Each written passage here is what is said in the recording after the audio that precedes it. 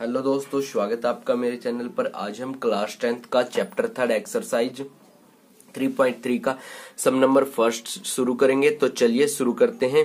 सम number first में हमें बोला है solve the following pair of linear equation by the substitution method.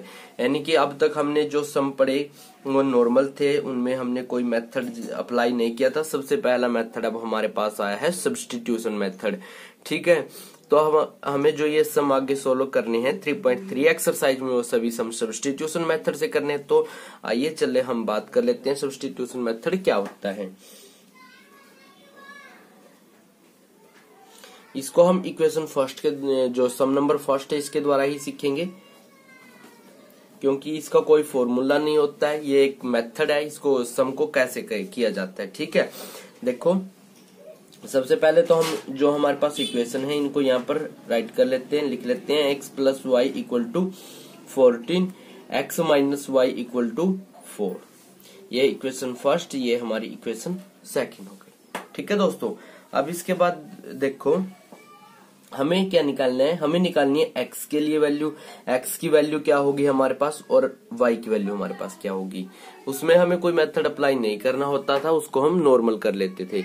अब इसमें हमें क्या करना है, स्पेशल मेथड बोला गया है कि सब्स्टिट्यूशन मेथड के द्वारा ही करें। ठीक है, तो हमें x और y की वैल्यू निकालनी है। हम यहाँ पर लिखेंगे by substitution method.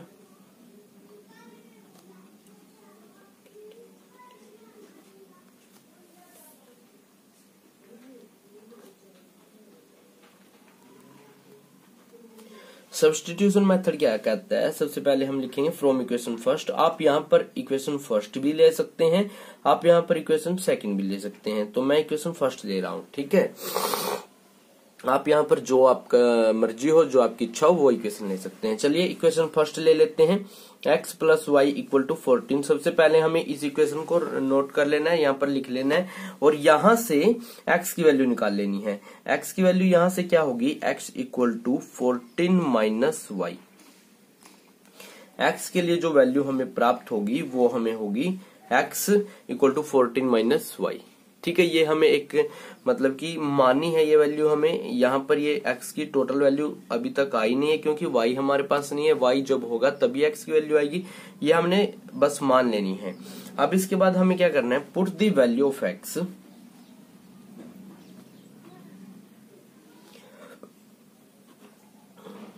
Of x जो हमारे पास ये x के लिए वैल्यू आई है इन इक्वेशन सेकंड।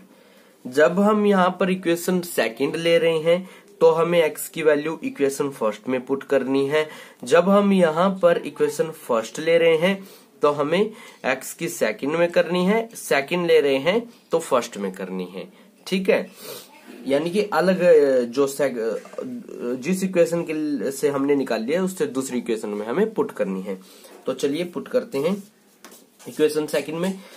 अच्छा, तो इक्वेशन सेकंड हमारे पास है x minus Y equal to 4। ठीक है, अच्छा x की वैल्यू हमारे पास है 14 minus y. 14 minus Y equal to 4। ठीक है, अब देखो जब हम y और y को ऐड करेंगे तो कितना हो जाएगा, 14 माइनस 2y इक्वल टू 4 हो गया। अब ये माइनस का 2y है, इस साइड आकर हमारा क्या हो जाएगा, प्लस का 2y हो जाएगा। और ये 4 है, ये माइनस का हो जाएगा। 14 माइनस 4 इक्वल टू 2y। ठीक है, और 14 में से 4 गई तो हमारे पास कितना बचेगा, 10 बचेगा इक्वल टू 2y। ठीक है, और y इक्वल टू कितना हो जाएगा, 10/2। 2 5 जा 10, यानी कि हम इसको किसी भी साइड लिख सकते हैं, इससे तो कोई फर्क नहीं पड़ने वाला। y की जो हमारे पास वैल्यू आ गई है वो वैल्यू है 5। y की वैल्यू निकल गई। अब सिर्फ हमें x की निकालनी है। x की निकालने के लिए ये y की वैल्यू इक्वेशन फर्स्ट और इक्वेशन सेकंड किसी में पुट कर सकते हैं, या फिर देखो जो हमने ये निकाली थी x equal to 14 minus y, इसको हम इक्वेशन थर्ड मान लेते हैं। ठीक है, अच्छा अब क्या लिखेंगे, put the value of y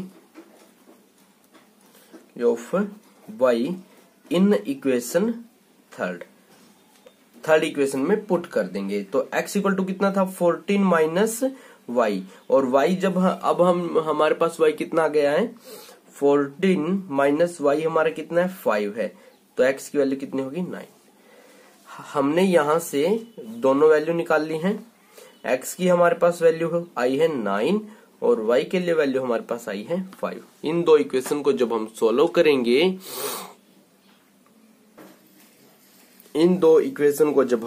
करेंगे, तो हमारे पास वैल्यू आएंगे x equal to 9, y equal to 5। ठीक है, तो अब हम सेकंड सम करते हैं। सेकंड सम हमें बोला है, यहां पर देखिए आप,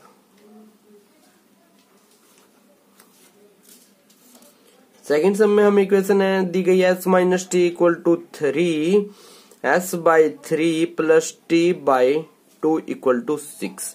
ये इक्वेशन फर्स्ट हो गई, ये इक्वेशन हमारे पास सेकंड हो गई। ठीक है, अब हमें सोल्व इसको कैसे करना है, बाय सब्स्टिट्यूशन मेथड। कैसे सोल्व करना है, बाय सब्स्टिट्यूशन मेथड।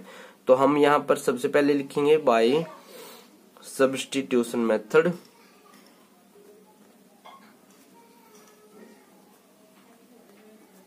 ठीक है, अब देखो, अब फिर हम वही जो पहले हमने किया था, फ्रॉम इक्वेशन फर्स्ट ले सकती हैं, इक्वेशन सेकंड ले सकते हैं।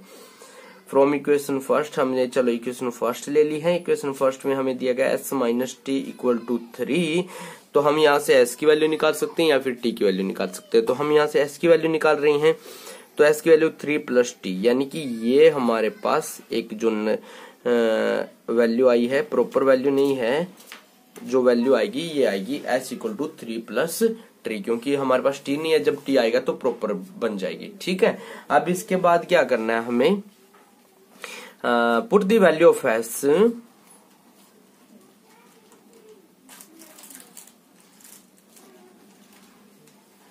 s in equation. जो s की वैल्यू है वो हमें इक्वेशन सेकंड में पुट करनी है। यहां पर इक्वेशन फर्स्ट से ली थी तो इक्वेशन सेकंड में पुट करेंगे, इक्वेशन सेकंड लेंगे तो इक्वेशन फर्स्ट में पुट करेंगे। ठीक है, तो जल्दी से करते हैं।